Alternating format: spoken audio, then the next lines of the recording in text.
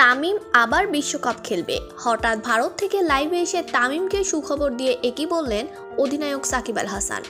দর্শক, বিশ্বকাপের শুরুটা যেমন উজ্জ্বল ছিল, দ্বিতীয় ম্যাচে এসে তা আর ধরে রাখা হয়নি বাংলাদেশের।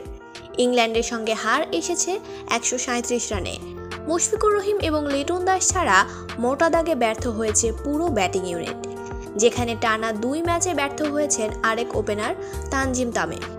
প্রথম ম্যাচে করেছিল 13 বলে 5 রান, আর ইংল্যান্ডের বিপক্ষে দ্বিতীয় ম্যাচে 5 বলে 1 করে আউট হয়েছেন তিনি, যার ফলে সামাজিক যোগাযোগ মাধ্যমে চলছে ব্যাপক আলোচনা সমালোচনা। সবাই বলছে তামিমকে বিশ্বকাপ খেলাতে নেওয়া হোক। এদিকে নড়েচড়ে উঠেছেন অধিনায়ক সাকিব আল হাসান। ভারত থেকে লাইভে এসে তিনি বললেন, ইংল্যান্ডের বিপক্ষে আমাদের জয় পাওয়াটা দরকার ছিল। মূলত ব্যাটিং ব্যর্থতা আর বোলারদের কারণেই ম্যাচ হেরেছি, তাই আর কোনো তালবাহানা নয়। তামিমকে অবশ্যই বিশ্বকাপ খেলতে আনা হবে, তা না হলে ওপেনিং দুর্বলতা আমাদের শেষ হবে না। প্রিয় দর্শক, আপনি কি তানজিম তামিমের জায়গায় তামিম ইকবালকে দেখতে চান? জানিয়ে দিন আপনাদের মূল্যবান মতামতটি আমাদের ভিডিওর কমেন্ট বক্সে। ধন্যবাদ।